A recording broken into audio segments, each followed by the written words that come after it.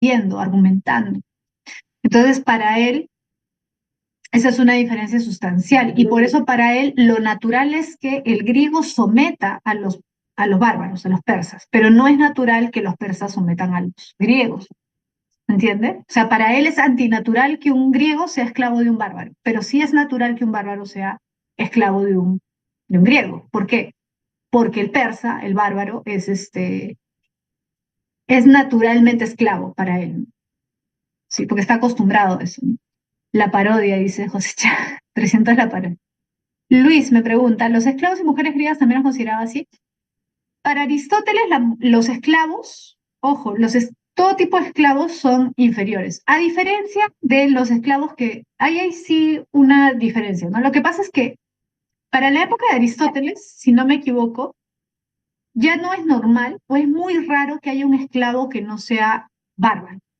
Ya no estaba permitido que se esclavizara a griegos. No sé si tú te acuerdas que en la época de um, bueno, por historia, si tú has llevado historia, no me acuerdo ahorita el nombre, pero hay un gobernante griego que elimina la esclavitud por deudas, ¿te acuerdas? Elimina la esclavitud por deudas, porque antes si tú le debías, tú aunque fueras griego, debías a alguien, te podía hacer tú su esclavo, porque le debías plata. Ya, eso lo elimina. No recuerdo qué gobernante fue, pero fue antes de Pericles. Lo elimina y de esa manera ya evitan la esclavitud de griegos. Entonces solamente está permitida la esclavitud de bárbaros, es decir, de pueblos no griegos. ¿Sí? Y en el caso de las mujeres, sí es cierto que Aristóteles no las considera, digamos, seres humanos en todo el sentido de la palabra. No las considera. A Solón era, ¿no? Solón. Aristóteles no las considera como niños, como hombres incompletos. Bueno, en realidad existía esa idea, que era una idea no solo de Aristóteles, de muchos, porque estaba basada en ciertas ideas anteriores de Galeno, que era un un médico de esa época, y otros, ¿no? O sea, en realidad en general era una sociedad machista, pero no todos, ¿ah? No crean que todos. Por ejemplo, es bien interesante porque algunos dicen es algo cultural, pues no hay que, o sea, hay que comprenderlos en su contexto, ¿no? Muchos dicen hay que comprenderlo en su contexto, pues es algo de la cultura. Hasta cierto punto es cierto, hasta cierto punto, pero eso se pone en duda cuando te enteras, por ejemplo, de que Platón no era así. Por ejemplo, Platón, si tú lees La República, por eso yo siempre les recomiendo cuando ya ingresen, tengan tiempo, lean La República de Platón. En La República, que es su obra más conocida, Platón dice que las mujeres también pueden gobernar. Ojo, él dice, no solamente el rey filósofo, puede haber reinas filósofas, ¿no? Es más, el mismo Platón tenía familiares que se dedicaban a la filosofía, mujeres, su mamá y su hermana se dedicaban a la filosofía. Entonces, para Platón sí no era antinatural que la mujer se dedicara a la política, ¿no? Al contrario, eso es interesante. Para refutar un poco esta idea, ¿no? Porque a veces se cree que, no era una cuestión cultural, todos eran machistas, y no, no es así, ¿no? O también hay otra idea que también es muy difundida de que todos los griegos aceptaban la homosexualidad como algo natural. Y eso tampoco es tan así. Y no eran propiamente homosexuales, ¿no? No todos, además, tenían prácticas homosexuales, que también es otra forma, o sea, no es exactamente lo que nosotros vivimos actualmente, ¿no? O sea, un griego no se iba a considerar mujer, aunque tuviera prácticas homosexuales, no se autodefinían como mujeres, ¿no? Que es algo que sí tenemos en la actualidad, ¿no? Que es diferente. Bueno, a ver, ya. Entonces, te decía, esta idea de la racionalidad, en realidad no son dos conceptos diferentes, porque a veces se dice, Aristóteles dice que el hombre es un animal social y dice que también es un animal político, ¿no? O perdón, un animal racional, ¿no?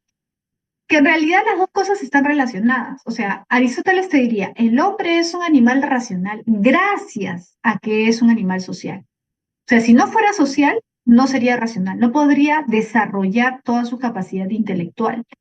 Es esa socialización lo que le permite desarrollar sus capacidades. Es gracias a esa socialización que logra ser lo que es. Es más, para Aristóteles, la felicidad solo es posible en el hombre. sea, no es posible en los animales porque la felicidad está relacionada con la racionalidad. O sea, cuanto más desarrollas eso que es tuyo, eso que te es propio, esa esencia humana, o sea, la razón, más feliz eres. Por eso es que para él no todos alcanzan el mismo grado de felicidad.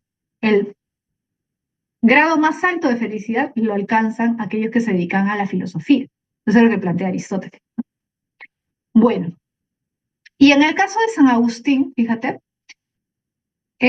acerca de qué es el hombre, cuál es la naturaleza humana, ¿qué dice? Ya dijimos, ¿no? Ya hablamos de esto. El hombre ha sido creado con racionalidad, esa es una de sus características, y con libre albedrío, es decir, con capacidad de decidir sobre sus acciones.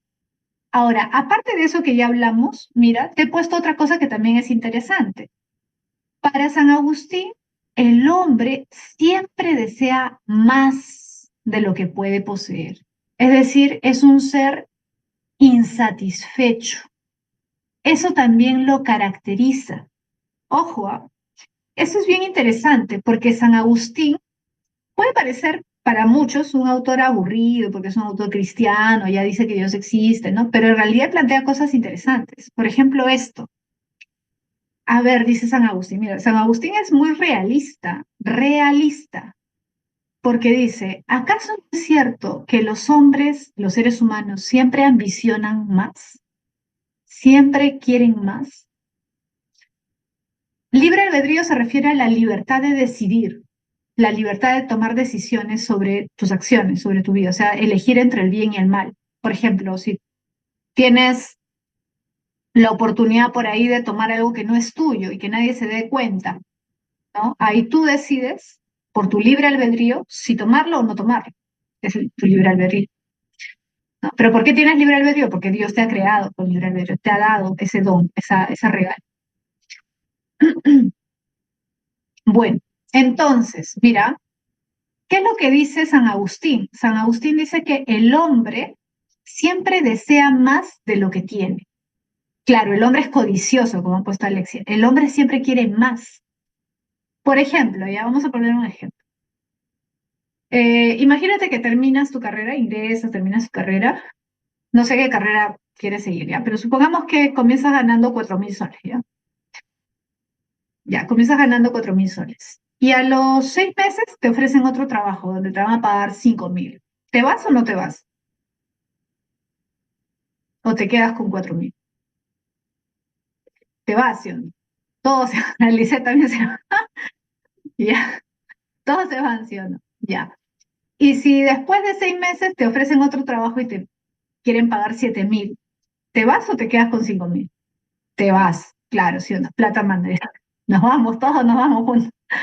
Ya. Y después te ofrecen 10.000. ¿Te vas o no? También, ¿sí o no? Claro, sería ya, desde cierto punto de vista lo podemos ver como autosuperación. Ya. ¿Y qué pasa si después de un tiempo te ofrecen 50.000? ¿Te vas o no? Me recontra. Ya, también te vas. Que te... Ya, me preocupa. ¿Dónde firmas? Ya. Ahora, fíjate, ponte a pensar. Te ofrecen 30.000, 40.000, 50.000, 60.000, ya. Ahora, ¿tú crees que cuando ganes 50.000, tú vas a decir, no, ya, suficiente, ya no quiero, ya, ¿para qué quiero más? Si ya con 50.000 tengo para viajar, para irme donde sea, ¿no? O sea, ¿te conformarás con los 50.000 o si te ofrecen 100.000 no te irás? ¿Te irás o no? Si te ofrecen 100.000, también, ¿sí o no? Pero te das cuenta, o sea, ¿qué te da a entender? Te estoy poniendo un ejemplo, obviamente San Agustín no pone ese ejemplo, ¿no? Pero lo que te deja entender, San Agustín, es que nunca es suficiente. Muy bien, nunca es suficiente, pues, Xiomara. ¿Sí o no? Es como, es como justo me pusieron en el otro salón y es cierto, es como la economía, ¿sí o no? Las necesidades son ilimitadas, mientras que los recursos son limitados, ¿sí o no? Tienes más necesidades. Cuando ganas 100.000, ¿con quién te rodeas? Ya no te rodeas con la gente de tu barrio. O tú vas a seguir viviendo en el mismo lugar si ganas 100.000. No, ¿no? Vas a querer irte a un lugar más bonito, ¿sí o no? Claro, te robarían, entonces por seguridad tienes que irte a otro lugar. te compras un departamento más bonito, grande, una casa, pero ya los que te rodean ya no son los mismos. Por lo tanto, ya tienes otras obligaciones y ya quieres más cosas, ¿sí o no? Incluso la gente que tiene mucho dinero se conforma con su dinero. Imagínate los multimillonarios, dicen, no, ya para qué, si tengo 10.000 millones, ya para qué voy a seguir. No, quieren más. Y algunos ya no solamente quieren dinero, quieren qué cosa, poder, ¿sí o no? Ya no quieren solamente poder y dinero, quieren personas que los obedezcan, que los alaben, que los sigan, que los amen, ¿o no? Acuña, por ejemplo, ¿no? ¿Sí o no? Pero así es, ¿o no? Mira, San Agustín es muy realista porque dice, esa es la naturaleza del hombre. El hombre en este mundo siempre va a desear más, siempre va a estar insatisfecho con lo que tiene. Nunca va a decir, no, yo no quiero más. No, siempre va a estar insatisfecho. Siempre va a sentir que algo le falta. No, pero mi vecino tiene una mansión. Yo también quiero esa mansión. O parecía, o mejor, ¿sí o no? Esa es la tragedia. Adina, claro, con sus Rolex, por ejemplo, ya, ¿no? Tuvo un Rolex, ya le gustó el Rolex y dijo, no, otro más carito, ¿sí o no? Claro. Entonces, ese es el tema, pues, ¿no? Entonces, mira, San Agustín dice, en este mundo tú nunca vas a estar contento con lo que tienes. Nunca vas a estar contento. Y eso lo vemos también incluso en las celebridades, la gente famosa, ¿sí? ¿No? Incluso se opera, pero ya no, pero ya envejecido, o sea, ya se me nota la arruguita, mejor me pongo ahí una inyección para verme más joven, ¿no? Tengo plata, pero ya se me está yendo la juventud. Siempre vas a querer algo más, ¿sí o no? Entonces, mira, San Agustín lo que da a entender es que, a ver, ponte a pensar, la felicidad como ese sentimiento de satisfacción plena, ¿la consigues en este mundo o no? ¿Podrás conseguir la satisfacción en este mundo? ¿Será suficiente este mundo para todo lo que deseas? No, porque este mundo es finito y tus deseos son infinitos. Tus deseos siempre van a ser infinitos. Entonces, lo finito no puede satisfacer lo infinito. Y ahí San Agustín usa una metáfora bien interesante. ¿Ah? Mira, imagínate esto. Dice, es como, es como imagínate el sediento. Imagínate una persona que tiene tanta sed que ha dejado de tomar agua días y días y tú le ofreces un vaso de agua. Toma su agua. ¿Se satisface? No. Toma otro vaso de agua. ¿Se satisface? No. Otro. Y así. Entonces, ¿qué dice San Agustín? La sed del hombre es infinita y el agua de este mundo es finita. Por lo tanto, lo único que puede satisfacer todos nuestros deseos tiene que ser algo infinito. ¿Y qué es lo único infinito? ¿Qué es lo único infinito? Dios, claro. Por lo tanto, para San Agustín, ¿cuándo el hombre será feliz? ¿Cuándo alcanzará su felicidad el hombre? Cuando el hombre se una con Dios, cuando el hombre contemple a Dios, ahí recién saciará su sed infinita. Ahí recién. Por lo tanto, en este mundo todo es temporal, ¿o no? ¿Todo en este mundo es temporal o no? Todo en este mundo es finito. Todo en este mundo perece, es pasajero, caduca. ¿No te hace recordar a alguien? ¿Quién decía que este mundo físico, material, sensorial, es finito, mutable, se corrompe? Platón, claro, pues, ¿te das cuenta? San Agustín es platónico. ¿Por qué? Porque precisamente en Platón, por primera vez está esa idea de que hay dos mundos, pues, un mundo perfecto, un mundo imperfecto, un mundo finito, un mundo infinito, un mundo mutable, un mundo inmutable. ¿Te das cuenta? Claro, pues, por eso San Agustín es platónico, porque esa idea de dos mundos está en Platón. Y la idea de que la perfección solamente la encuentras en el mundo de las ideas, en el mundo inmutable, no. Esa idea se parece a la idea de un paraíso, ¿no? La idea de que existe un Dios o una realidad suprasensible, ¿sí o no? ¿Te das cuenta? Bueno, entonces eso, ¿no? O sea, por eso San Agustín escribe La ciudad de Dios. Una de sus obras más importantes, hay dos, ¿no? Las Confesiones, que son bien bonitas, bien interesantes, y La ciudad de Dios. Ojo, en examen de admisión ha venido La ciudad de Dios. Y generalmente cuando ha venido han preguntado acerca de eso, pues, ¿cuál es la diferencia entre la ciudad humana, la ciudad mundana y la ciudad divina? La ciudad divina es donde nada se corrompe, donde todo es permanente, perfecto, donde el hombre puede alcanzar su verdadera felicidad. El mundo es pasajero. Roma, recuerda que San Agustín vive en la época de Roma, del Imperio Romano, y Roma ya se está degenerando, se está corrompiendo, ¿no? Por su ambición, su deseo de grandeza, de querer más, de poseer más. ¿En qué ha acabado Roma? En la degeneración. ¿Tú has visto ahora en Semana Santa alguna película de la época del cristianismo y del Imperio Romano? Ahí precisamente se grafica eso, pues, ¿no? Ahí se grafica eso, la corrupción del imperio, por esos deseos de tener cada vez más, ¿no? Y cómo los cristianos rompen con eso precisamente porque ellos tienen el anhelo, la idea de que hay un mundo superior y están dispuestos a morir, ¿no? Y a dejar todo lo terrenal por esa aspiración a un mundo mejor, ¿no? Rubí dice, me dice, ¿es cierto que creer en Dios y paraíso muestra nuestro miedo a la muerte, que no haya nada después? Para San Agustín es al revés, ¿ah? O sea, si tú crees en Dios, no tienes que tener miedo a la muerte. Por eso es que los mártires cristianos estaban dispuestos a morir, ¿no? Con tal de permanecer fieles a sus principios, ¿no? Sí. Bien. Bueno, les quería hablar acerca de este tema que no se habla mucho, acerca de la insatisfacción del ser humano y todo, porque es un tema poco conocido, pero es bien interesante, ¿no? Que plantea San Agustín. Por eso es que, por ejemplo, yo cuando enseñaba esto hace tiempo, yo les decía, cuando hay elecciones, hay gente que tiene este razonamiento, que es bien gracioso, ¿no? Y es bien irreal. Mira, San Agustín es más realista que esas personas, ¿no? Que piensan así. Yo voy a votar por Pepito, porque Pepito es multimillonario. Entonces, como multimillonario ya no va a querer robar, pues. En cambio, Luchito es pobre. Entonces, Luchito, si es pobre, va a querer robar.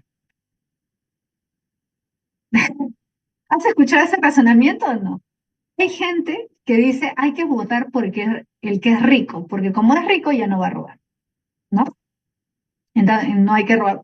Al final, pobre o rico pueden robar, cualquiera de los dos, ¿no? Pero hay gente que pensaba así. Por ejemplo, ¿en qué época? Te lo digo por experiencia propia porque lo he visto, ¿no? En la época de que postuló Kuczynski. No sé si te acuerdas, cuando postuló Kuczynski, todos decían, ah, pero él es multimillonario, ¿ya para qué va a querer robar? San Agustín te diría, oye, ¿tú crees que porque tiene 5, 6, 10, 15 millones va a decir ya no quiero? Todos quieren más, aunque tengan, ¿sí o no? Es una, es una muestra de realismo de San Agustín. Es interesante. Bueno. Pasamos, pasando a otro tema, vamos al problema de la naturaleza humana, ¿ya? Perdón, ya habíamos hablado de la naturaleza humana, vamos a continuar con otros autores, ¿ya? A ver, continuamos con Marx. Mira, ¿qué dice Carlos Marx, el marxismo? Mira, dice, el ser del hombre es el conjunto de sus relaciones sociales productivas. Ajá, acá está el detalle, mira, relaciones sociales productivas. Vamos a ponerle amarillito, ya. ¿Qué significa relaciones sociales productivas? A ver, en primer lugar, Marx, como la mayoría de filósofos, siempre va a tener como referencia a los filósofos antiguos. Entonces, pregunta, ¿tú quién crees que Marx admiraba más? ¿A Aristóteles o a Platón? ¿A quién crees que admiraba más Marx? ¿Aristóteles o Platón? Ojo que él leyó a ambos, ¿ah? Pero ¿a quién habrá apreciado más? Aristóteles. ¿Por qué? Porque Platón para Marx es un idealista. Y es un idealista en el peor sentido, ¿por qué? Porque Aristóteles era un aristócrata. Marx, por machista, no, no por machista, por otra cosa. Porque Aristóteles, por decirlo así, es más materialista. ¿Te acuerdas que Aristóteles le critica a Platón precisamente esta idea de que hay dos mundos? Y dice, el mundo de las ideas y el mundo sensible. El mundo sensible es aparente. Y Aristóteles dice, no, existe un solo mundo, el mundo sensible. ¿no? Para explicar las esencias de las cosas no es necesario hablar de un mundo suprasensible, de las ideas, ya. Entonces, esa especie de materialismo, por decirlo así, es lo que le agrada a Marx. Entonces, Marx valora mucho las obras de Aristóteles. Y mira, si te das cuenta, acá te suena o no te suena Aristóteles. El ser del hombre es el conjunto de sus relaciones sociales productivas. Relaciones sociales. ¿Te das cuenta? ¿Eso no te suena a Aristóteles? El hombre es hombre gracias a la socialización.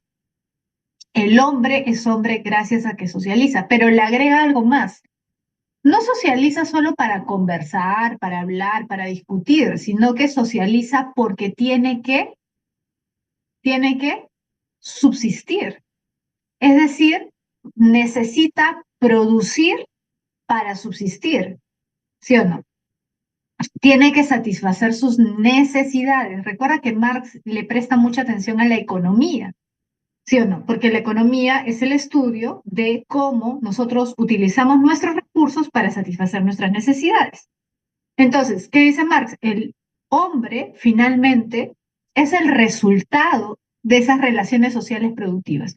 ¿Por qué? Porque a lo largo de la historia, ¿qué ha tenido que hacer el hombre? Relacionarse con otros para producir y satisfacer sus necesidades. Desde la época de las cavernas, ¿o no? Y con el paso del tiempo incluso ha tenido que ponerse de acuerdo, dividir el trabajo siempre. Ah, ya, tú cazas mejor que yo, ya, entonces tú sales a cazar.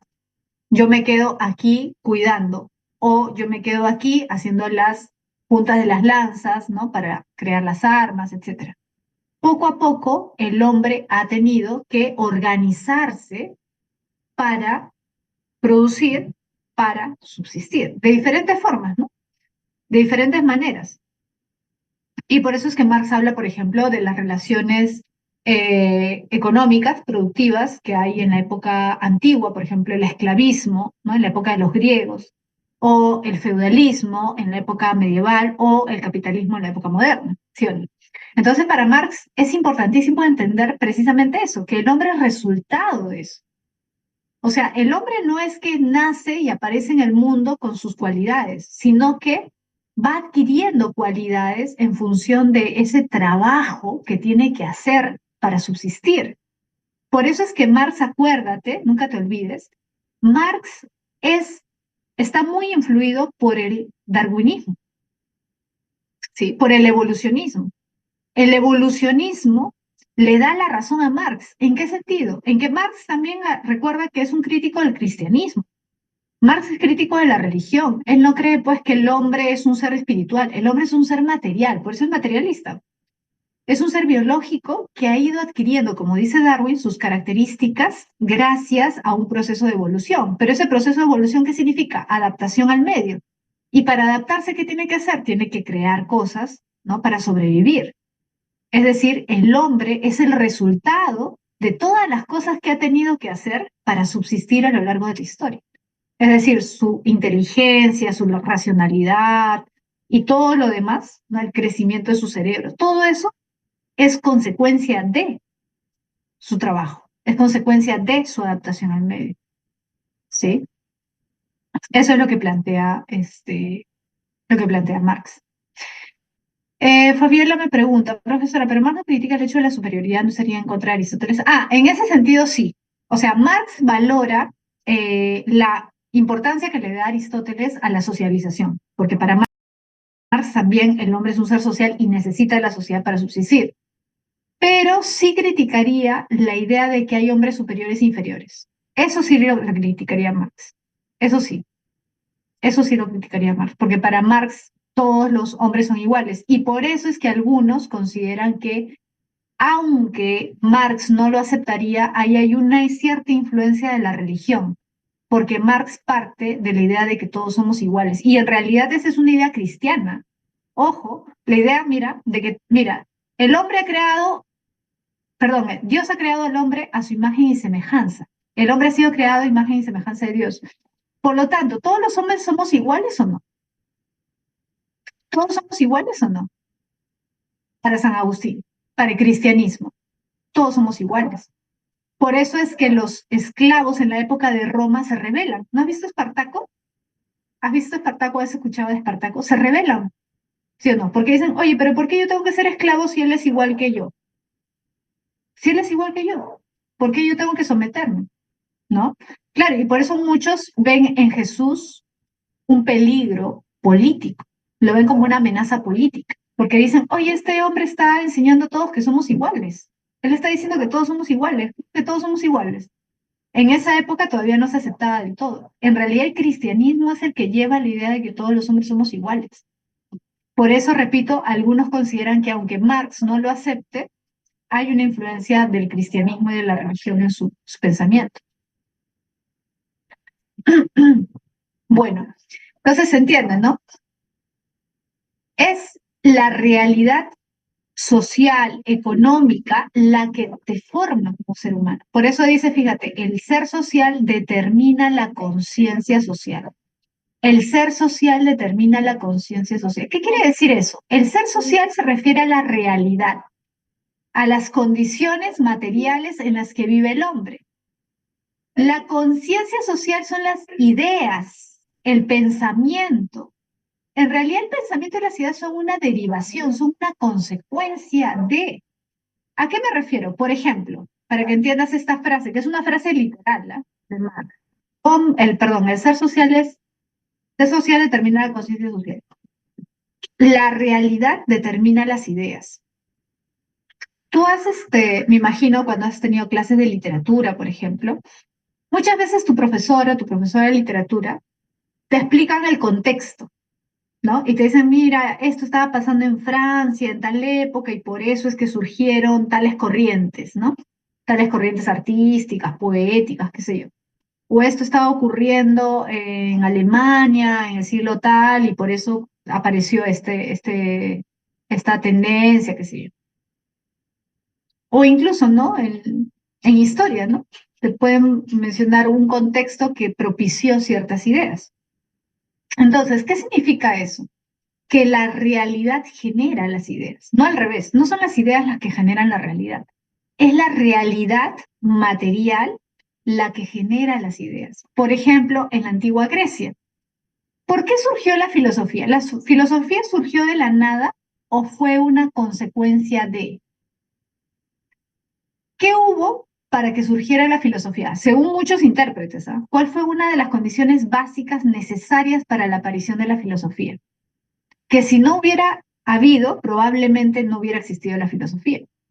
El esclavismo, correcto, Fabiola. Habían dos clases sociales, los aristócratas u hombres con mucho dinero, no necesariamente aristócratas, ¿no? Que tenían dinero y que podían comprar esclavos. Y como podían comprar esclavos, tenían tiempo libre. Los esclavos hacían el trabajo, ellos se dedicaban a investigar, a viajar, a pensar, a estudiar. ¿Sí o no? Entonces, la realidad, el ser social, la realidad, permitió la aparición de ciertas ideas, la conciencia social, las ideas, el pensamiento, el arte, todo eso bonito, la religión, todo eso, dice Marx, es una consecuencia de la realidad, no, no es al revés. Ujú. El ocio, sí, pues, el ocio. Pero ustedes mismos, ¿ah? A ver, díganme, siendo sinceros, a ver, yo me imagino que quizás por acá hay algunos que sí trabajan o esto, ¿no? Pero ponte que tú tuvieras que trabajar todo el día. Imagínate que no tuvieras papá, mamá, abuelito, no sé, nadie que te apoyara, un tío, una tía, una hermana. ¿Podrías estar acá? ¿Podrías estar acá? Probablemente no, sería muy complicado. Tú tienes ocio, tú eres ocioso, ¿o no? Claro, eres ocioso, porque necesitas ocio para estudiar. ¿O no? O sea, necesitas tiempo libre para estudiar. Si tuvieras que trabajar todo el día, no tendrías tiempo libre. No me delates. La cuestión es que aproveches tu ocio, pues. Esa es la cuestión, ¿sí o no? Los griegos tenían ocio. Algunos lo aprovecharon, otros no lo desaprovecharon. Platón pudo haberse, tenía un montón de dinero, pudo haberse quedado mirando las estrellas y rascándose la panza y no pensar en nada, no escribir nada, no hacer nada. No tenía que hacer nada, ¿eh? Pero aprovechó su tiempo, ¿no? Y al menos pasó a la historia, ¿sí o no? Ya, nosotros no vamos a pasar a la historia probablemente, pero ya, pues, al menos hay que aprovechar el tiempo. 50% ocio. Ya. Pero claro, tú necesitas socio para estudiar. Si tuvieras que trabajar, no tendrías tiempo, no tendrías tiempo. Me puedo pensar una vida con él, dice. ¿Una vida completa?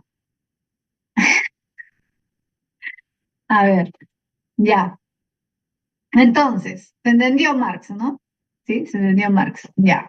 Vamos a pasar a Nietzsche. Mira, Nietzsche, Nietzsche, ¿ya? Él es un pensador ya del siglo XIX, igual que Marx, pero ya acabando el siglo XIX, ¿ya? Y Nietzsche va a ser un tanto, es un filósofo que actualmente se lee mucho, porque sigue siendo un pensador un poco disruptivo, ¿no? Un poco revolucionario, por decirlo así, en sus ideas, porque ataca directamente a algo que había sido muy importante para la vida de mucha gente, que era la religión. ¿Te acuerdas que Nietzsche es crítico de la religión cristiana, sobre todo? Ojo, de todas las religiones, ¿ah? Pero sobre todo de la religión cristiana, porque es la religión que ha influido mucho en Europa, o sea, de donde él es, donde él ha crecido, ha nacido, ¿no? La cultura europea ha estado muy impregnada de cristianismo, ¿no? No digo catolicismo, cristianismo en general, sea protestante, católico, lo que sea. Nietzsche, por eso, va a hacer un énfasis en el ser biológico del hombre, un poco en realidad en la línea de lo que ya estaba pasando en ese momento, porque para ese momento ya había aparecido la teoría de Darwin, el evolucionismo de Darwin. Entonces Nietzsche va a hablar del hombre como un ser biológico. Por lo tanto, si es un ser biológico, ¿posee instintos o no? Obviamente que posee instintos. Si es un animal, si es un ser biológico, posee instintos. Ahora, ¿cuál es el problema? Dice Nietzsche. El problema es que nos han enseñado a negar nuestros instintos, ¿sí o no? Nos han enseñado a negar nuestros instintos. ¿Quién nos ha enseñado a negar nuestros instintos? La religión.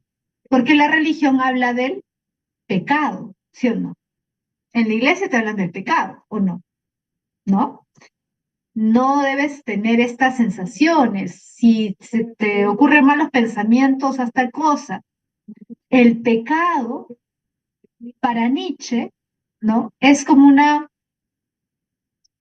restricción que te pone frente a algo que es natural, ¿no? Porque finalmente, precisamente porque el hombre es un ser biológico, posee instintos, por lo tanto es natural que tenga deseos, es natural que tenga ciertos pensamientos, pero al tachar eso como pecado, el hombre se siente mal por sentir eso. O sea, algo que es natural, terminas interiorizándolo y sintiéndolo como algo negativo, como que tú estás mal, ¿no? Pero ¿por qué siento esto? ¿Pero por qué pienso esto? Dios me va a castigar, está mal que sienta esta cosa. Entonces, ¿qué ocurre? Al negar esos instintos, se vuelve un ser enfermo. ¿Tú crees que un perrito, un gato, si siente deseos o cosas instintivas, se sienta mal? ¿Un animal se siente mal por sus deseos? No, pero el hombre sí. Por lo tanto, la reacción del hombre es una reacción antinatural, ¿entiende? Pero esa reacción antinatural, ¿por qué la tiene? Por la influencia de la religión. Claro, y ahí viene el tema de lo dionisíaco y lo apolíneo, pues. ¿Qué dice Nietzsche? En la cultura griega, lo apolíneo y lo dionisíaco son dos fases de la vida. Al final son dos dioses que son el mismo dios en realidad. Es un dios de dos caras. ¿Por qué? Porque hay tiempo, hay momentos para ser apolíneo y hay momentos para ser dionisíaco. Apolo, que representa la luz, es el dios de la música, de la medicina, de la prudencia. ¿Y qué representa Dionisos? La locura, el caos, la embriaguez, es el dios del vino, ¿te acuerdas? El dios Baco, ¿no? En la cultura romana. Pero esas son dos esferas de la vida, son dos ámbitos de la vida que se necesitan el uno al otro. Por eso en la cultura griega existían las fiestas dionisíacas, que en Roma van a ser las bacanales, pues, ¿no? Hay momentos de locura y hay momentos de prudencia, pero son dos esferas del humano. O sea, el humano es las dos cosas, no puede negar uno ni negar otro. El problema es de la cultura europea es que ha tratado de negar lo dionisíaco, matar lo dionisíaco, ocultar lo dionisíaco, como si se pudiera hacer eso. Y Nietzsche dice, eso es antinatural. El problema de la cultura europea es que el cristianismo y la filosofía racionalista, recuerda a Platón, a Sócrates, ha influido en esta visión de que todo lo que no es racional es malo, que hay que matar, ocultar lo irracional, cuando eso es imposible, porque el hombre es las dos cosas. Y cuando niega una parte de su ser, una parte importante de su ser, que es lo dionisiaco, termina enfermando. Por eso, para Nietzsche, el hombre es un ser enfermo, ¿no? Y por eso es que el hombre tiene que ser superado por el superhombre, ¿no? El superhombre es el que supera ese estado enfermo del hombre, ¿no? Pero bueno, eso es lo que plantea Nietzsche, ¿no? Efectivamente, lo dionisíaco y lo apolíneo tiene que ver bastante en eso, ¿no? Vamos a ver. Continuamos en Cassirer y Shell, ¿ya? A ver, vamos a comenzar con Cassirer. Con Cassirer. A ver, pregunta Marelis. Dice, Miss, entonces estaba bien ser un ser irracional por naturaleza. Ah, ya, esa es una buena pregunta. A ver, acá hay un detalle, ¿no? En realidad, Nietzsche no es tan fácil como puede parecer. Lo que pasa es que Nietzsche, por su propia forma de pensar, no crea una teoría así exacta que tú puedas decir, ay, Nietzsche piensa esto, esto, esto, porque en algunos casos también es medio ambiguo, es un poco ambiguo, se contradice, efectivamente, como ha puesto Grisel por ahí. Sí, es un poco ambiguo. Entonces no es que haya la teoría nietzscheana, esto es lo correcto y esto es incorrecto. No es tan así, pero lo que pregunta Marelis es interesante porque efectivamente algunos podrían preguntar, ah, ya, entonces Nietzsche busca la irracionalidad, que el hombre sea irracional, y no. No, ¿por qué? Porque precisamente Nietzsche considera que el hombre es apolíneo y dionisíaco. No dice solo que es dionisiaco, no, también es apolíneo. Tienen las dos cosas. Entonces, lo que critica Nietzsche es el exceso de racionalidad. El hombre tiene un aspecto racional, sí, pero también tiene un aspecto irracional. Lo que a él le parece negativo es negar completamente el aspecto irracional del hombre, como si el hombre pudiera ser solo razón. Negar el cuerpo, negar el placer, negar la ambición, todo eso que es natural en el ser humano, para Nietzsche no debería ser negado, no debería ser visto como algo negativo. Por ejemplo, el cristianismo te habla acerca de la riqueza como algo malo. No sé si has visto, si has estado viendo películas en Semana Santa, hay una famosa frase que aparece en la Biblia, en uno de los evangelios, ¿no? Que dice, eh, creo que Jesús le pide a un rico que reparta su riqueza. Le dice, ya, ¿quieres seguirme? Si quieres seguirme realmente, reparte todo lo que posees entre todos. Y él le dice, como que se sorprende de lo que le está pidiendo y se aleja, ¿no? Y le dice, no, se aleja. Y Jesús dice, es más difícil que un rico entre al reino de Dios a que un camello pase por el ojo de una aguja, ¿no? O es más fácil, es al revés, ¿no? Es más fácil que un camello pase por el ojo de una aguja que un rico entre al reino de los cielos. ¿Sí has escuchado esa frase? Es más fácil que un camello pase por el ojo de una aguja que un rico entre al reino de los cielos. Ojo que no dice que es imposible, ¿ah? Pero es muy difícil. O sea, ¿qué está dando a entender? Para Nietzsche, desde la interpretación de Nietzsche, lo que está haciendo el cristianismo es condenar la riqueza. Por eso dice, los últimos serán los primeros. ¿De quién es el reino de Dios? ¿De los ricos o de los pobres? ¿De quién es el reino de Dios? ¿De los que sufren o de los que gozan la vida? ¿De quién es el reino de Dios? ¿De los humildes o de los soberbios? Claro, desde la interpretación de Nietzsche, lo que hace el cristianismo es satanizar los placeres, satanizar la riqueza, satanizar el orgullo. ¿Te das cuenta? Entonces, eso es lo que critica Nietzsche. Nietzsche critica esa, por decirlo así, esa negación de la vida. O sea, porque me estás diciendo no disfrutas de la vida. Si no disfrutas, si sufres, vas a ir al reino de Dios. Si disfrutas de la vida, no vas a ir al reino de Dios. Eso te crea un sentimiento de culpabilidad, ¿o no? Cuando disfrutas de la vida, si tienes eso en mente, te puede crear un sentimiento de culpabilidad. Y para Nietzsche eso es antinatural. ¿Te das cuenta? porque el animal no tiene ese sentimiento de culpabilidad, el animal vive. Ahora, no es que seamos animales, tenemos algo de animales. Negar esa parte animal en el hombre, para él es antinatural. Para él es así. Entonces, eso es lo que él critica. No es que el hombre tenga que ser como completamente animal, no. Porque el propio Nietzsche considera que el hombre, al tener inteligencia, también tiene que hacer uso de esa inteligencia.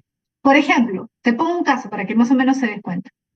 Lo que critica Nietzsche es que nosotros renunciemos a la vida, a esta vida, por pensar que la verdadera vida viene después de la muerte. Por lo tanto, lo que ocurre acá no importa, es pasajero, este mundo es pasajero, ¿te acuerdas, no? Lo que dice la Biblia, este mundo es un valle de lágrimas, es pasajero, no, no tiene tanta importancia. Eso es lo que critica Nietzsche. Y pone como ejemplo, para que lo entiendas mejor, de superhombre, ¿no? Si tuviéramos que pensar en algún hombre que sea como el ejemplo de superhombre, ¿sabes a quién pone? Alguien podría decir, ah, alguien que disfrute todos los placeres. No. ¿Sabes a quién pone como ejemplo? A Leonardo da Vinci. A Leonardo da Vinci. ¿Por qué? Porque para Nietzsche, Leonardo representa el hombre que hizo todo lo que quiso en este mundo. Es decir, que no se restringió, que quiso conocer más, entender más, que explotó toda su potencialidad sin temor al que dirán, sin temor a la sociedad, sin temor incluso a la condena de la iglesia. ¿Por qué? Porque Da Vinci, por ejemplo, como tú debes saber, me imagino, usaba cadáveres en una época que estaba condenado por la iglesia a usar cadáveres para estudiar anatomía. Porque tú sabes que Da Vinci estudiaba anatomía. ¿Y cómo lo hacía? Tenía que tener cadáveres. Y en esa época no estaba permitido usar cadáveres. ¿Sí? Él compraba cadáveres. Cuando habían conflictos, pestes, o había algún problema, él iba y compraba los cadáveres para poder estudiar anatomía. Y eso lo hacía a espaldas de la iglesia, obviamente, escondidas, porque si la iglesia se enteraba, lo condenaba. Pero entonces Nietzsche diría, él hizo lo que creyó que debía hacer. Él no se restringió por condenas sociales, por la condena de la iglesia, que estoy pecando, que no. Él explotó toda su potencialidad sin estar pensando, no, voy a condenar mi alma si voy en contra de la iglesia, si hago esto, que la Biblia dice que está mal, no. No se restringió, ¿no? Sí. A ver, sí, debía haber un equilibrio. Dice Dana, Dana me pregunta, ¿para él debía haber un equilibrio entonces? Sí, era más un equilibrio. Lo que Nietzsche condena es el pretender, cuando es mentira encima, dice él, ¿no? Es mentira eso de que somos seres absolutamente racionales. Esa, esa hipocresía, eso es lo que él criticaba, de pretender una racionalidad absoluta, cuando en la realidad no es así. ¿Sí? Grisel también me preguntaba, él estaba en contra de la religión, más no de Jesús. Sí, pues es cierto. Ojo, en los libros de Nietzsche no vas a encontrar una crítica a Jesús. Al contrario, ¿sabes lo que dice Nietzsche? Dice que Jesús era un superhombre. Jesús era un superhombre. ¿Por qué era un superhombre? Porque era un hombre al que todos seguían. El problema no es Jesús, el problema son los cristianos. Los cristianos son las ovejas. Jesús no era una oveja, Jesús era un líder. Jesús hizo que lo siguieran. ¿No? El problema es el mensaje en todo caso, ¿no? El mensaje de igualdad, que para él era mentira, ¿no? Que todos somos iguales, ¿no? Pero él como figura no es una oveja. Él, o sea, Cristo, Jesús, como figura, es un líder, es un superhombre. Los que lo siguen es el problema. Ya. En el Anticristo hace una serie de críticas a la religión, pues a la religión cristiana, ¿no? Y a su crítica a la sociedad, a la hipocresía de la sociedad y a ese tipo de cosas. Ya. Ustedes se emocionan cuando sale el tema de Nietzsche. A ver. Pero pueden leer, las obras de Nietzsche no son muy extensas, ¿ah? Si les llama la atención, pueden conseguir algunas obras. Pero eso sí les digo que, como les dije hace un momento, no piensen que van a encontrar una teoría así bien armada como Aristóteles, Platón, porque en algunos casos se contradice, ¿no? Tiene un pensamiento así un poco ambiguo. Ya, a ver. Vamos a continuar con Cáceres, ¿ya? A ver. Te voy a mostrar algo acá. A ver dónde está. Ya. Mira, ¿ves esto?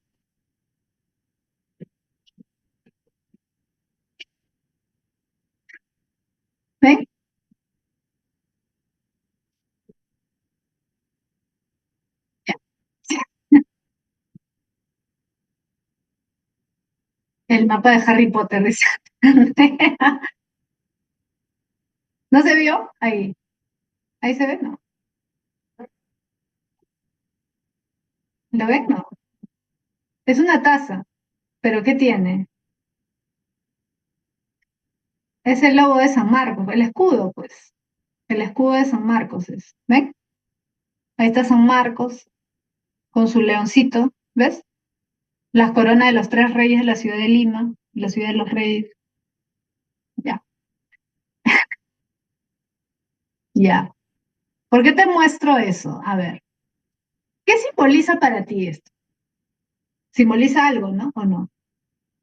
Cuando ingreses, acabes tu carrera, vas a querer tu fiesta de promoción, ¿sí o no?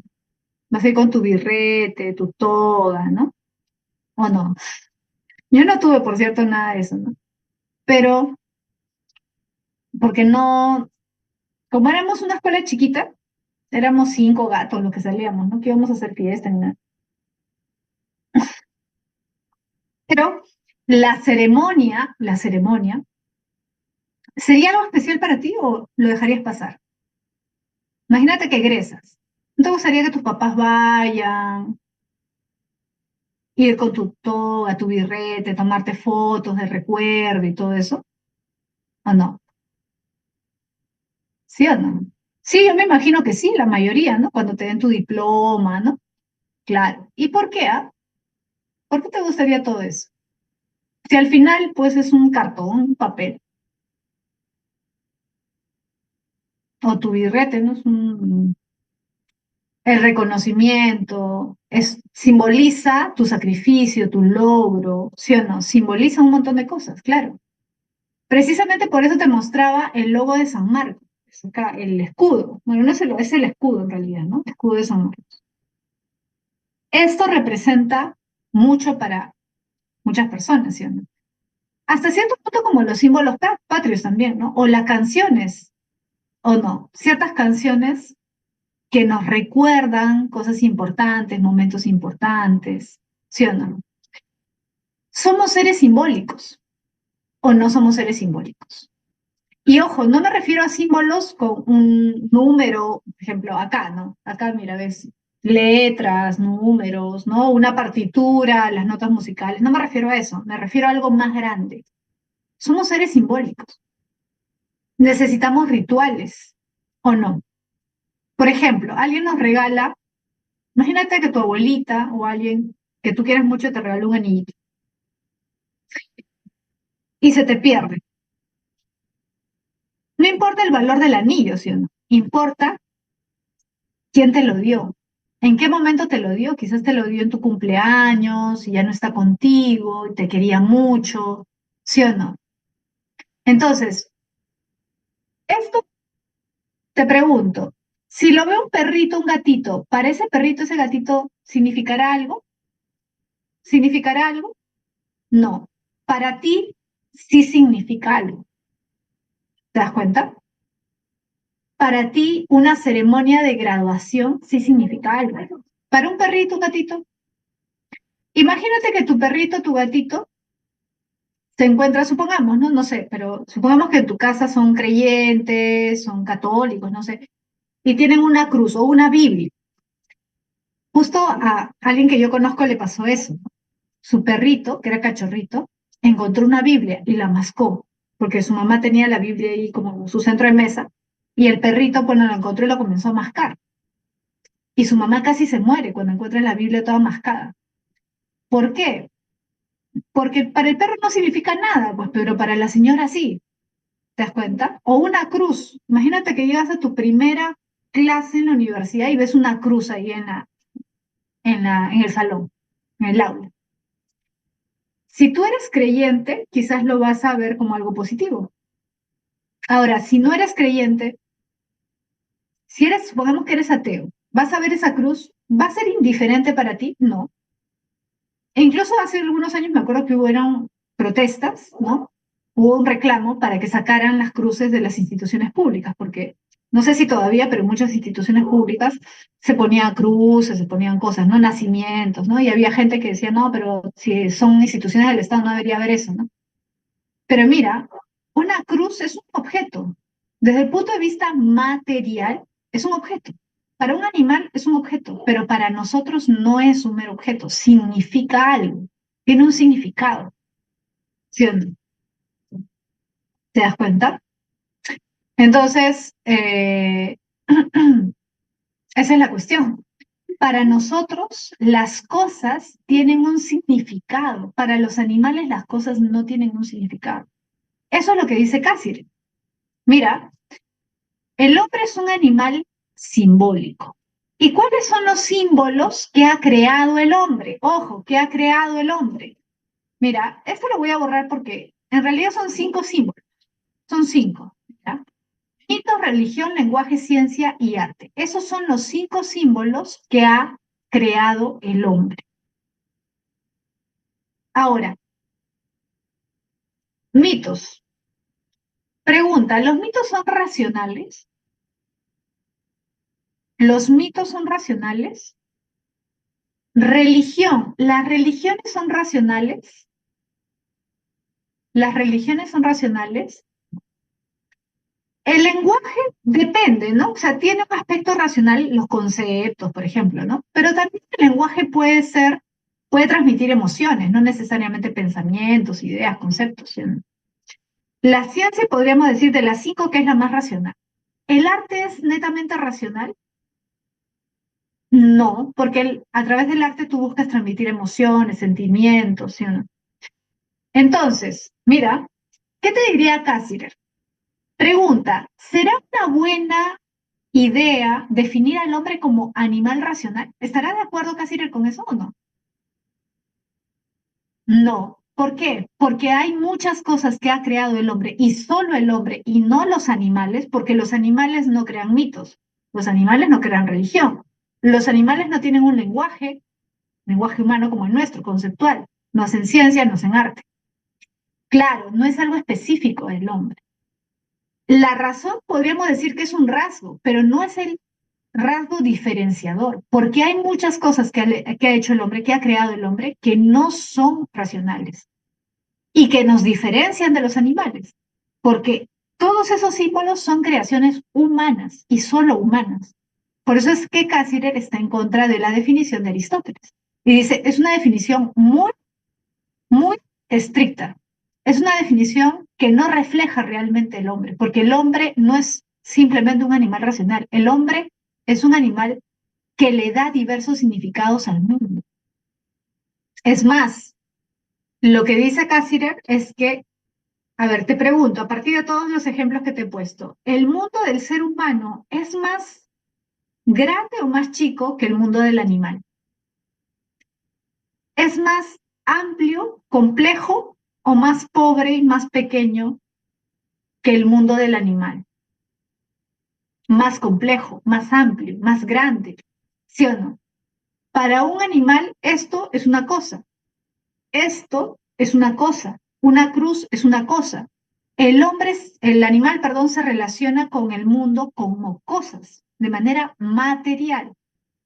El hombre se relaciona con el mundo no solamente de manera material, sino de manera simbólica. El mundo del hombre es más complejo.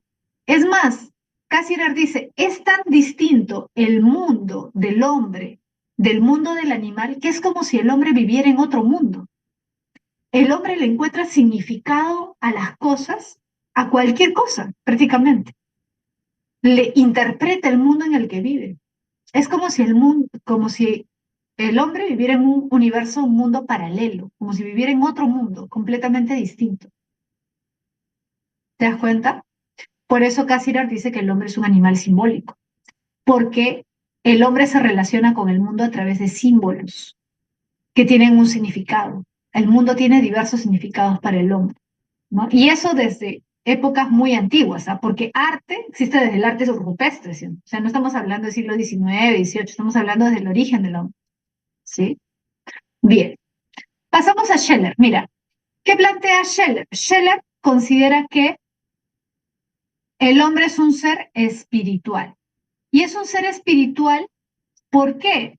Porque el hombre posee tres características. Tiene autonomía existencial. Mira, ¿qué significa esto? El hombre puede decirle no a sus instintos, es autónomo, es decir, se rige a sí mismo, no le ordena a nadie. El animal es un esclavo de sus instintos. El hombre no es esclavo de sus instintos. El hombre puede decirle no a sus instintos. Por ejemplo, tiene deseos de algo, puede dejar de lado esos deseos con tal de cumplir una tarea, una misión o no, o un deber, ¿sí o no? Puede tener el instinto de supervivencia. Todos tenemos el instinto de supervivencia, pero a pesar de ese instinto de supervivencia puede renunciar a su vida, puede sacrificar su vida por un ideal, ¿o no? Hay gente que ha muerto por defender a su patria, o incluso por hacer ciencia, ¿o no? Por conocer más, por entender más, o por sus valores, sus principios. Entonces, para Scheller, el hombre es autónomo en su existencia. ¿Por qué? Porque no está determinado por nada, sino que él elige, por eso es libre, elige qué hacer con su vida. ¿Sí? Marelis me preguntaba, ¿es materialista para Cassirer? La visión de que Aristóteles sí es materialista. En el caso de Cassirer, ojo, él no deja de ser, por decirlo así, realista, porque él dice que el hombre es un animal, animal simbólico. Él dice, el hombre también tiene instintos y todo, pero lo que lo diferencia es esto. Ahora, en el caso de Scheller, él sí enfatiza el lado espiritual. En el caso de Scheller, sí, por eso es que no dice el hombre es un animal espiritual, no, dice el hombre es un ser espiritual, porque para él sí está mal incluir en la definición la palabra animal. Para Scheller son dos seres completamente diferentes. La diferencia radica en que el animal sigue sus instintos. El hombre puede negar sus instintos y esa capacidad de negar sus instintos lo hace un ser libre. Puede objetivar o representar el mundo. ¿Por qué? Porque el hombre también, por ejemplo, trata como objetos las cosas que lo rodean. Por ejemplo, la naturaleza. Veo un árbol, necesito una mesa. No tengo, corto el árbol a una mesa. Veo el mundo como un objeto. Cuando hago ciencia, veo el mundo como un objeto también. Veo Neptuno, quiero comprender cómo es Neptuno, lo investigo como un objeto. O quiero representar el mundo a través del arte, quiero pintar este paisaje que me ha encantado, lo represento. Esa capacidad solo la tiene el ser humano. Y además de eso tiene autoconciencia, que para Scheller solo lo tiene el ser humano, es decir, la conciencia de nosotros mismos. ¿Tú tienes conciencia de tu existencia? Sí, eres un ser autoconsciente. Eso lo tiene solo el hombre. Por eso para Scheller no hay comparación entre un animal y un ser humano. Por eso Scheller dice, el hombre es un ser espiritual, es una persona, no es un animal. Él critica a todos los que usan, como Cassirer, por ejemplo, el término animal, igual en el caso de Aristóteles. ¿Ya? Y por último, vamos a ver el problema del sentido de la existencia. Este es un problema ya un poco marginal, o sea, secundario, pero de todas maneras lo vamos a ver rápido, ¿ya? Diógenes, recuerda, este es el famoso Diógenes de Sinope que se encontró con Alejandro Magno, ¿te acuerdas? De dónde surge esta famosa anécdota, ¿no? Que Alejandro Magno se acerca a donde está Diógenes y le dice, pídeme lo que desees, yo te puedo ofrecer lo que tú quieras, cuando Alejandro ya era el emperador de Grecia, ¿no? Y Diógenes le dice, simplemente retírate de ahí que me estás ocultando la luz del sol, ¿no? Diógenes iba siempre en contra de todas las convenciones sociales, por eso se atreve a hablarle así a Alejandro Magno, sin ningún temor. ¿Y por qué hace eso? Porque para él hay que ser absolutamente libres, autónomos. Si tú no eres un ser libre, entonces eres esclavo. Si tú tienes miedo de decir lo que piensas, entonces eres un esclavo. Ahora, la idea de él es ser absolutamente libre en todos los sentidos, no solamente en lo físico, sino en lo mental. Por eso él tiene poco, vive con poco. ¿Por qué? Porque él cree que cuantas más cosas tenemos, más esclavos nos hacemos de las cosas, ¿no? En teoría, por ejemplo, un auto debería ser una ayuda para movilizarme, pero a la larga yo me termino volviendo esclavo del auto, porque tengo que limpiarlo, lavarlo, llevarlo a la reparación. Al final pierdo un montón de tiempo cuidando ese auto que debería ser una ayuda para mí. tengo ropa, quiero más ropa. Supuestamente cuando tengo más ropa voy a poder elegir un montón, sí, pero tengo más ropa y menos sé qué cosas me voy a poner, ¿no? Más preocupado de dónde tengo ahora que comprarme otro closet porque ya no alcanza la ropa de mi closet y cosas así. Entonces, para Diógenes, en realidad la vida más simple, da risa, ¿no, Milena? Pero es cierto. La vida más simple, con menos cosas, es la vida más feliz. El hombre cree que tiene que tener muchas cosas para ser feliz, pero es al revés. Cuanto menos tengas, más feliz vas a ser. Por eso es que Diógenes no quería ninguna, digamos, atadura con nada. No tenía casi nada, vivía en un barril, no tenía casa, no tenía esposa. Ojo, cualquier convención social. El matrimonio es una convención social. No tenía esposa, no tuvo hijos, no tenía trabajo. Y a pesar de eso tenía discípulos, tenía gente que lo seguía, que lo escuchaba, que lo admiraba, ¿no? Y lo curioso es que Diógenes es uno de los filósofos que más tiempo vive, ¿ah? El real Chavo del Ocho. No, pero en serio, esto del tonel, porque él vive en un tonel, en un barril, no sé si tú sabes, pero esa idea del Chavo, él la saca de Diógenes precisamente, ¿no? Entonces, Diógenes rompía con todos los estándares y todos los estereotipos de la época. Y lo curioso, como te decía hace un momento, es que Diógenes es uno de los filósofos que más tiempo vive, vivió casi 90 años. Aristóteles no pasó de los 70, si no me equivoco, Aristóteles vivió 63 años, ¿no? Platón sí vivió 80, creo, pero Diógenes vivió poquito.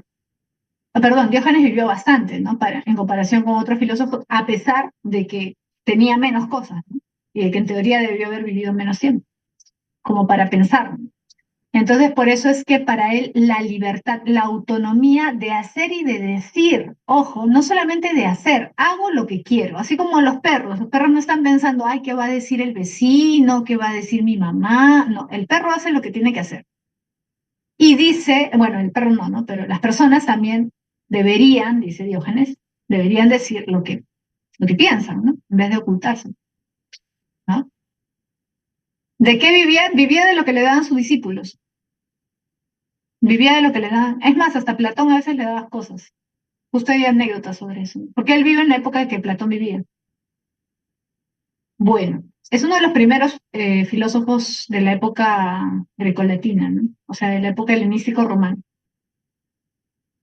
A ver, Heidegger. Heidegger.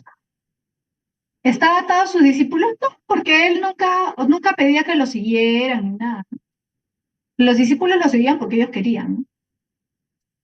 Y al final él tomaba lo básico para subsistir, ¿no?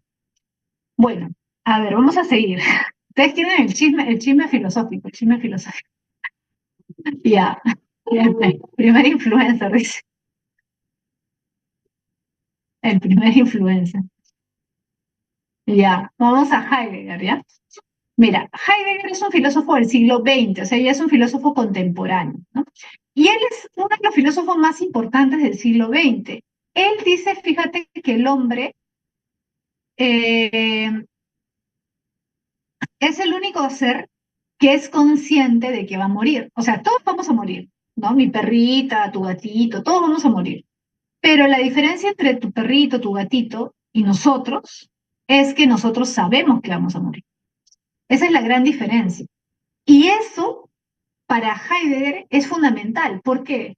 Porque precisamente eso es lo que te hace tener conciencia del tiempo, ¿o no? ¿Por qué tú quieres ingresar este año? Ya no quiero ingresar el próximo año, quiero este año para de acá a 5 años ya terminar mi carrera y de ahí estudiar mi maestría y a los 27 ya quiero estar en el extranjero y a los 29 quiero esto. Planificación, planificas.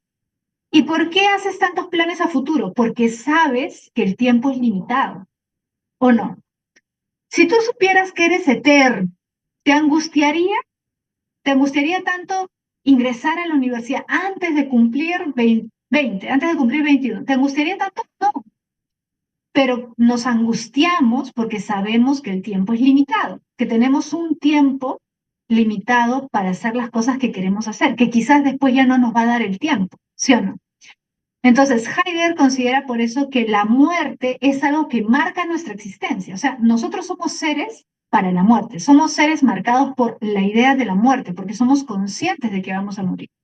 Eso genera angustia, genera que planifiquemos, genera también que elijamos, porque no vamos a poder hacer todo lo que quisiéramos hacer.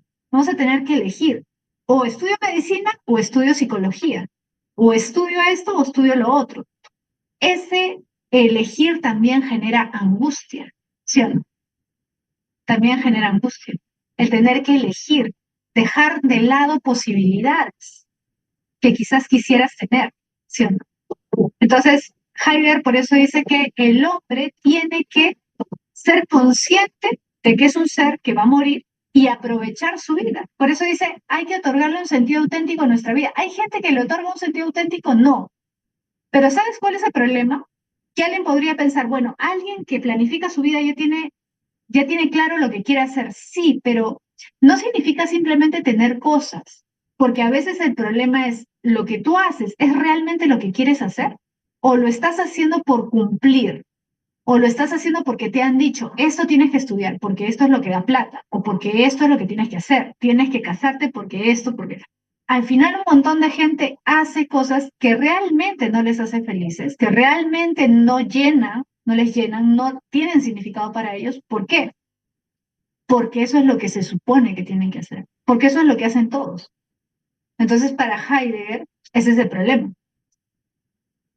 Para Heidegger, mucha gente no le da un sentido auténtico a su vida, es decir, vive como robot, haciendo lo que se supone que tienen que hacer, pero sin disfrutar o sin encontrarle un sentido verdadero a lo que hacen. Entonces, encontrarle un sentido auténtico es hacer lo que realmente quieres hacer, que sea valioso para ti y para los demás, y no solamente cumplir con lo que se supone que deberías hacer, imitando lo que los demás hacen. ¿Sí o no? ¿No? Entonces, para Heidegger, por eso es importante tratar de darle un sentido a tu vida y valorar tu vida como si fuera el último instante, porque tú no sabes cuándo vas a morir. A veces mucha gente hace los planes como para los 30, 40 años, pero tú no sabes si vas a vivir 20, 25 años. Entonces, ponte a pensar, ¿no? ¿Qué harías hoy si supieras que de acá un año ya no vas a existir? ¿Seguirías haciendo las mismas cosas o aprovecharías mejor tu vida? ¿No? Bien, ese ha sido el último filósofo entonces. ¿Ya? ¿Ya? ¿Verdad? Ya nos pasamos, ¿no? Nos hemos quedado hablando. Dormiría, dice Juan Diego. Ya, chicos, a ver, les voy a compartir el material de práctica solamente para darles, o les doy las claves mejor, ¿no? Porque ya nos hemos pasado. Pensé que acabamos 5 y 10. Ya. Les voy a dar las claves para que las anoten, ¿ya? A ver, uno. La uno es casa. Uno casa, dos dado, tres dado, cuatro casa, cinco árbol, seis casa, siete casa, ocho casa, ¿ya? Seis, siete y ocho casa. Nueve, barco. 10, elefante. 11, árbol. Y 12, dado. Dado. Todos están en crisis existencial. Ya, chicos. Ahí varios han compartido. Gracias. Gracias, Lisette. ¿Ya? Ahora sí los dejo para que puedan ir a su siguiente clase. ¿Ya, chicos? Ya nos estamos viendo la próxima semana. ¿Ya? Un abrazo. Ya nos estamos viendo. Chao, chao. Cuídense. Chao, chicos.